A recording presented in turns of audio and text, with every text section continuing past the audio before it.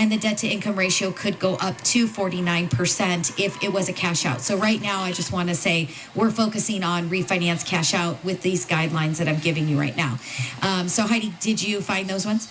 No, I don't have an update on that. Don't have an update? Okay, so I've got one here that says, let me find it. Let's see. These are bond programs. These are all the ones that are changing. But basically, I did read it, and I can tell you pretty easily that it is still a 680 credit score, just like the FHA had moved to. And our debt-to-income ratio does have to be under 45% for the cash out. So in essence, basically, FHA and conventional are the exact same guidelines at this point. So again, why would we go FHA? Maybe here's a couple of reasons you might go FHA. Maybe that bankruptcy isn't seasoned long enough to be in the conventional world, but we could get you in the FHA world. Maybe there was a foreclosure that hasn't been seasoned long enough. Foreclosures are a big deal with conventional. If you cannot prove that you had extenuating circumstances behind your bank or your foreclosure, you've got to wait 7 years. And so if you're within that time frame, that might be a reason that we go FHA. So the program is still there, but realistically, we're going to probably start writing a lot more conventional loans than the government loans that we were writing because maybe, things were a little bit more lenient, a little bit more lax. So down payment assistance. And here these things change as well. We've got another one that got on. I don't know what their name is, but we do want to say hi. It's a NJ. Oh, I think this is Nancy. Hi, Nance. Thanks so much for watching. She says, hi, moms. Anyway, so down payment assistance. And for anybody listening, guys, remember, if you are listening to us on radio on Saturday, give us a call right now. Let us talk to you. Let us go over your situation. It's 844-935-3634. That's 844-WE-LEND-FOR-YOU, LEND, and the number 4. You guys want to tune in Wednesdays live at 5. Check us out. Go to YouTube. Subscribe to the channel. We want you guys to put your questions into the feed, and we want to answer those questions for you. So actually seeing Nancy on reminds me that she had a question that we're going to touch on in a little bit. So I'll read that question. She emailed it to me, and then we'll give her that answer as well. So if you guys are out there and you're listening, give us a call, get a phone consultation set up. And if not, tune in live at 5 on YouTube. Search for Mortgage Mom Radio. Subscribe to the channel and turn on your notifications. We want you guys to get those questions into the feed. So we were going to go into down payment assistance. So why don't you go ahead and tackle that one while I pull up Nancy's question that she had emailed to me. Oh, you're so sweet. I love it. Leave this one to me. All right, well, just tackle it. It's not that hard. No. Okay. It's basically gone. Right now, down payment assistance is, we'll just call it on a pause. Yes. So it's not gone. It's just on a pause for now.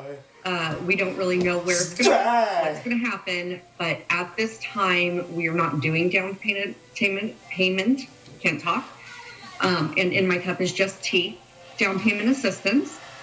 So we'll readdress it as we get updates, but effective Thursday, Friday, we are no longer able to offer down payment assistance. Yep. Until further notice.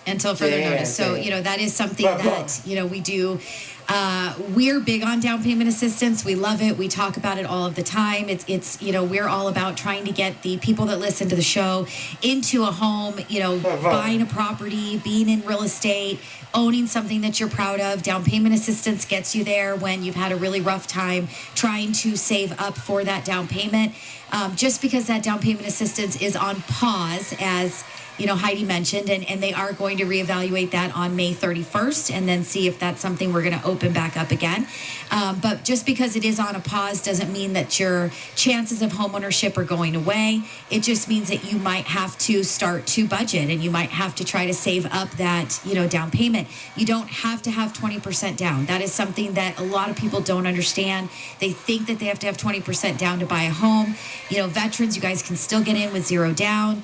FHA, you can still get in with 3.5% down. We got to get that credit score up. We've got to make sure your debt ratio is in line, but you can still get in with that 3.5% down. Fannie Mae still has 3% down programs as well, 5% down programs as well. The low down payment programs are still there.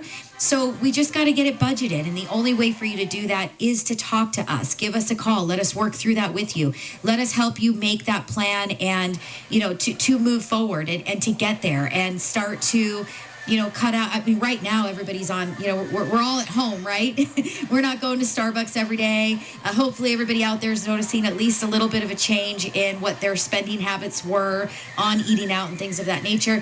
Maybe that's something that you just have to, continue. You get back to work and you're working really hard, but maybe you continue that and you bring your lunch to work. And, so we'll know a little bit better when it comes to, May 31st and whether they're going to bring that down payment assistance back again. But just because that is gone doesn't mean that your homeownership dreams are crushed. It means that you need to call us and you need to talk to us and you need to let us help you get that game plan to move forward. So I can't find Nancy's question. I don't know why. It's in it's somewhere in 1.5 million emails. I do remember the basics of it though. So she was asking if we wanted to, she's in the middle of a refinance with us right now. And she was asking if she could defer the payments on the mortgage once we close, because everybody's talking about all these payment deferrals and what the government is doing to help everybody. And Bank of America came out, Wells Fargo came out and said that they would allow you to defer your mortgage for 90 days. And does that mean that once you close on the loan, then you can defer the mortgage? So it was a great question, and it was something that I did want to touch on, and I want everybody to listen very, very carefully.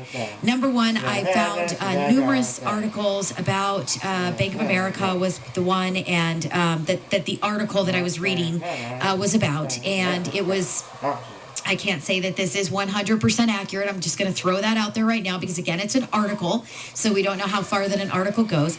But basically what it was saying is, number one, for the banks right now to help you, they have to own your loan.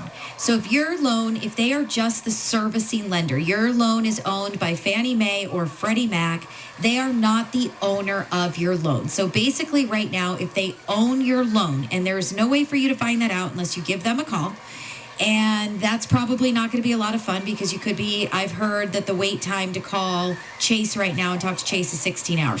Whether that is true, I have no idea either. Literally 16 hours, somebody said on one of our conference calls today, was what the turn time was to get through to an operator live for your Chase mortgage. So I don't know if that's true, that's not true, but that's the only way to find out. The people that were complaining were saying basically that they did tell them that they would give them deferment, that they would check into it at the end of every 30 days as to whether or not they would defer it out even further. But at the end of that third month, when they get to that fourth payment, that they were going to require that all of those back payments be made. So in very layman's terms, if you have a $2,000 a month mortgage payment and you've deferred 3 of them, and now you're getting to that fourth payment, you may very well have to come up with $8,000. If you can't come up with $2,000 right now today, how in the world are you going to come up with $8,000 in 4 months from now? It's just not possible. So the only thing that I can say to you is nobody knows right now. The government has not come down and thrown down a blanket of laws that say mortgage lenders and servicers, this is how you're going to handle it. This is how it's going to go from here. They haven't done that. They're all trying to do their very best to try to pick up the pieces and figure out what the best way to move forward is. The best thing that you can do right now is continue to make your mortgage payments. Do everything possible to scrape the money together and keep making those mortgage payments. Try not to have to defer them. Try not to miss one. If you miss one, you are going to set yourself up for not being able to get into another loan. Once you miss one, it's going to be that much harder to try to make up the next payment. If you can't make that payment, you have to talk to that servicer. If you call them on the phone, that 800 number on your mortgage statement, and it is a 16-hour wait the 16 hours. You've got to talk to them first, because if you don't, you're not just automatically granted some kind of deferment. That doesn't exist. You could very well be setting yourself up to fail, and you just don't want to do that. So please, if you can continue make payments, make the payments. If you can't make a car payment or you can't make your credit card payment, I'm not saying that that's good either, but call those companies. Those companies own your debt. They are not necessarily just the servicer of your debt. They're going to be able to much quicker tell you exactly what opportunities exist for you and what they can do to try to help you. So, if you're closing on a loan right now and you're employed right now and you're qualifying for that loan right now, once you close your loan, you are probably not going to qualify for a deferment because you were able to qualify to close that loan. Now, obviously, there's nothing that says that we close the loan today and you're working and then tomorrow your company lets you go. That's obviously a different situation. But I don't want anybody to get into a mortgage right now thinking, cool, I'm dropping my interest rate. I'm going to get a better monthly payment on my house. And then as soon as it closes, I'm going to call and try to get 90 days without having to make a payment. You said something really great yesterday on the YouTube, Heidi, and I want you to go over it again. You were saying, you were talking about, not doing it for your checkbook. Right. Yeah. So do it again. Say it again. I liked it. If you're going to defer payments, make sure you're doing it because you can't afford it, not to pad your checkbook, not to pad your savings account, because eventually it will come back to you. You have to make the payments. This is not a forgiveness. This is a deferment.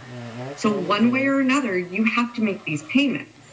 And no one knows what this is going to cost you in the long run. So do not just say, hey, I'd feel better if I had an extra 3 months of my mortgage payment in the bank account today. Right. I would feel better. On the road. Right? I mean, we would all feel better if we had that extra cushion. I mean, that's just, that's life. It's reality. It's human nature, right? It feels better when you have a little bit of a cushion there. But you're right, Heidi. You guys have to, if you can scrape it together, all I can tell you, my best advice, mom's best advice is if you can scrape it together, keep paying it. Just keep paying it, because you're going to find yourself in a position that if you did have to pay it back, that you can't. And it's just going to get ugly. It's going to get ugly for everybody. And, that's one person stops making their payment and a foreclosure comes on the market and it just starts to spread like wildfire. Right now, the best thing that we can all do for everybody is try to keep the economy good. Try to keep everybody in their homes. Try to, if you're not losing your home, that property's not going on the market at a discounted price and it keeps, then the neighbor's house doesn't go down in value. I mean, that's how it starts. That's how it happens. And we just don't want to go there. We think of all the horror stories being in this industry of, I was told if I did a short sale, it wouldn't hurt my credit. I was told by doing this loan modification, it wouldn't hurt my credit. Well, none of that was true. All of these people have spent years and years and years trying to come back from that when they thought that was not the case. Right? I'll do a loan modification. Well, they had all these lates and then they modified and some of them got some forgiveness. And it's been painful for them, not truly understanding what the future was going to cost them. Yeah. And some people didn't have to do it, but they did because it was just a little bit easier financially.